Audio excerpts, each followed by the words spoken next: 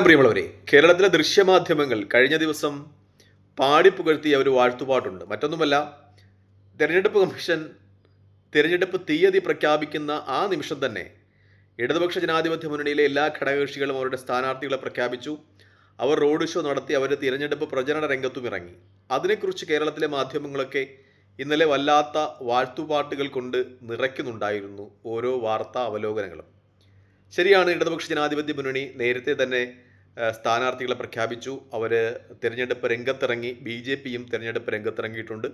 UDFിൻ്റെ സ്ഥാനാർത്ഥി നിർണയം ഇതുവരെയും പൂർത്തിയാക്കിയിട്ടില്ല. പക്ഷേ കിട്ടുന്ന വിവരങ്ങൾ അനുസരിച്ച് അവർ സ്ഥാനാർത്ഥി നിർണയമൊക്കെ ഏകദേശം പരിസമാപ്തിയിലെത്തിയിട്ടുണ്ട്. പക്ഷേ പ്രഖ്യാപിച്ചാൽ മതി. 3ഉം 4ഉം സ്ഥാനാർത്ഥികളൊക്കെ ചില മണ്ഡലങ്ങളിൽ പരിഗണനയിലുണ്ട്. അവസാനം ഒറ്റപ്പേരിൽ എത്തുക. പിന്നെ അടൂർ പ്രകാശും K. സുധാകരനും ഉൾപ്പെടെയുള്ള ചില MPമാർ മത്സരിക്കണം എന്ന അവകാശവാദം ഉന്നയിക്കുന്നുണ്ട്.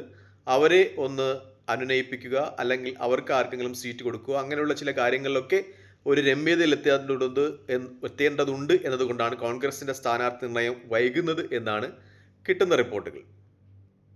ഇങ്ങനെയുള്ള ഈ സ്ഥാനാർത്ഥി നിർണയത്തിനപ്പുറം ഈ തിരഞ്ഞെടുപ്പിൻ്റെ സമകാലിക സംഭവവികാസങ്ങൾ വിശകലനം ചെയ്യുകയാണെങ്കിൽ കോൺഗ്രസിലെ ഈ സ്ഥാനാർത്ഥി നിർണയവുമായി ബന്ധപ്പെട്ട് നടക്കുന്ന കശപിശകളേക്കാളൊക്കെ വലിയ രീതിയിലാണ് CPM അഭിമുഖീകരിക്കുന്ന പ്രതിസന്ധി എന്നതാണ് യാഥാർത്ഥ്യം. കാരണം CPMൻ്റെ ഏറ്റവും പ്രമുഖനായ നേതാവ്, ഒരുപക്ഷെ പിണറായി വിജയൻ കഴിഞ്ഞാൽ ഏറ്റവും കൂടുതൽ സീനിയോറിറ്റി ഉള്ള അവരുടെ ഒരു നേതാവ് ഇപ്പോൾ UDFിൻ്റെ സ്വതന്ത്ര സ്ഥാനാർത്ഥിയായി മത്സരിക്കാൻ പോവുകയാണ്.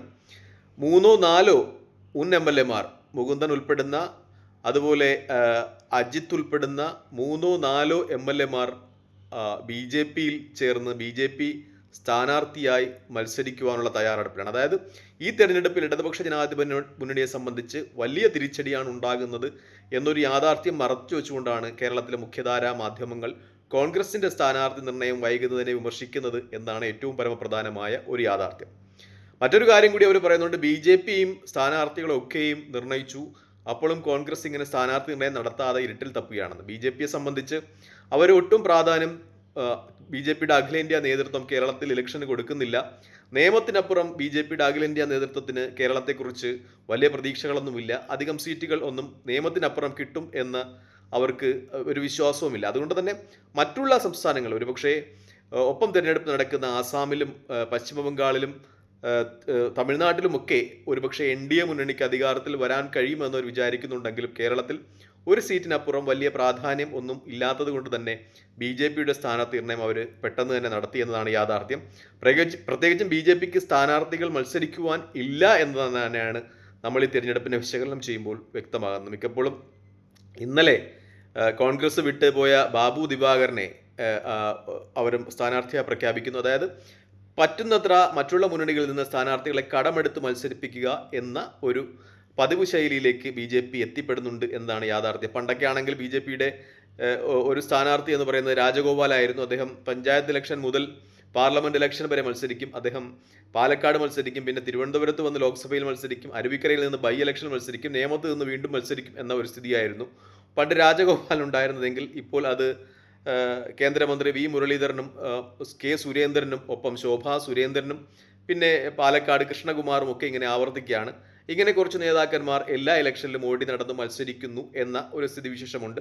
സ്ഥാനാർത്ഥികളെ അവർക്ക് കിട്ടുവാനില്ല. അതുകൊണ്ട് തന്നെ കിട്ടിയ സ്ഥാനാർത്ഥികളൊക്കെ ഒപ്പിച്ച് അവർ നേരത്തെ തന്നെ സ്ഥാനാർത്ഥി നിർണയവും നടത്തി എന്നതാണ് യാഥാർത്ഥ്യം. ഞാൻ പറയുന്നത്, ചില ആളുകളൊക്കെ പറയും കോൺഗ്രസിൻ്റെ സ്ഥാനാർത്ഥി നിർണയം വൈകുന്നു എന്ന് പറയുമ്പോൾ കോൺഗ്രസ്സുകാർ പറയുന്ന ഒരു ന്യായീകരണമുണ്ട്. കോൺഗ്രസ് ഒരു അഖിലേന്ത്യാ പാർട്ടിയാണ്, അതുകൊണ്ടാണ് ഈ സ്ഥാനാർത്ഥി നിർണയം വൈകുന്നത്. കോൺഗ്രസിന് അഖിലേന്ത്യാ നേതാക്കന്മാരുമായിട്ടൊക്കെ ചർച്ച ചെയ്യേണ്ടതുണ്ട്, അതിനുശേഷം മാത്രമേ സ്ഥാനാർത്ഥി നിർണയം നടത്തുവാൻ കഴിയൂ എന്നാണ്. പക്ഷേ അപ്പോൾ ഒരു ബദൽ ചോദ്യം ഉണ്ടാകാം, BJPയും ഒരു അഖിലേന്ത്യാ പാർട്ടിയല്ലേ, BJP ഇങ്ങനെ പെട്ടെന്ന് സ്ഥാനാർത്ഥി നിർണയം നടത്തിയത് എന്തുകൊണ്ടാണ്? പക്ഷേ BJP കേരളത്തിലെ തിരഞ്ഞെടുപ്പിന് അത്രത്തോളം പ്രാധാന്യം കൊടുക്കുന്നില്ല എന്ന ഒരു കാര്യം വ്യക്തമാക്കുവാൻ വേണ്ടിയാണ് ഞാൻ ഈ BJP സ്ഥാനാർത്ഥി നിർണയത്തിൽ കാണിച്ച ഒരു തിടുക്കം, പെട്ടെന്ന് തന്നെ സ്ഥാനാർത്ഥികൾ നിർണയിച്ചതും BJPക്ക് സ്ഥാനാർത്ഥികളില്ലാതെ മറ്റു മുന്നണികളിൽ നിന്ന് കടമെടുത്ത സ്ഥാനാർത്ഥികളുമായിട്ട് വന്നതും ഒക്കെ ഞാൻ വിശകലനം ചെയ്തത്. എന്തായാലും BJPയെ സംബന്ധിച്ച് അവർക്ക് 140 മണ്ഡലങ്ങളിലും നിർത്തുവാൻ പറ്റാത്ത സ്ഥാനാർത്ഥികൾ ഇല്ല എന്ന് തന്നെയാണ് ഏറ്റവും പരമപ്രധാനമായ ഒരു യാഥാർത്ഥ്യം.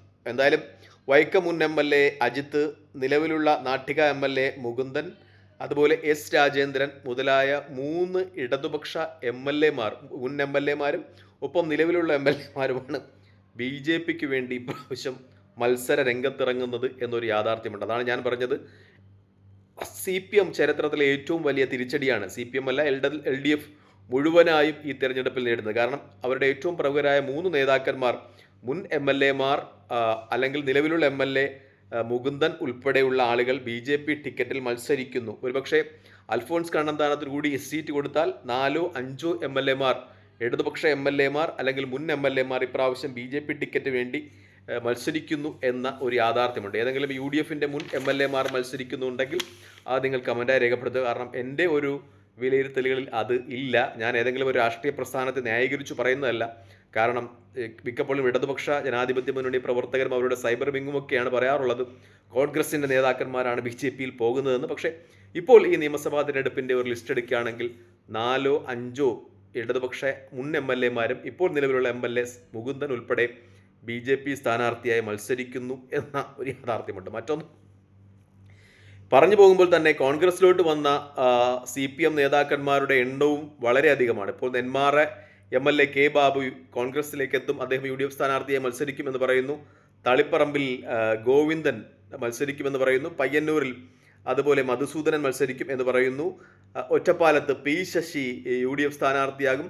പിന്നെ അമ്പലപ്പുഴയിൽ CPMൻ്റെ ഏറ്റവും കരുത്തനായ നേതാവ് സുധാകരൻ UDF സ്ഥാനാർത്ഥിയാകും. അങ്ങനെ കോൺഗ്രസിലും ഏകദേശം 6 or 7 CPMൻ്റെ മുതിർന്ന നേതാക്കന്മാർ എത്തിയിട്ടുണ്ട്. മുൻ മന്ത്രിമാരും മുൻ MLAമാരും എത്തിയിട്ടുണ്ട്.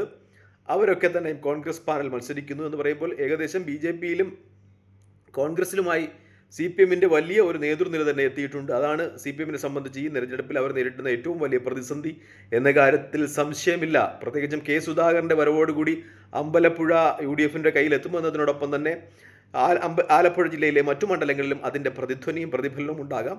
ആ സീറ്റുകളും ഒരുപക്ഷെ UDFന് അനുകൂലമായി എത്തിയേക്കാം എന്ന വിശകലനം നടക്കുന്നുണ്ട്.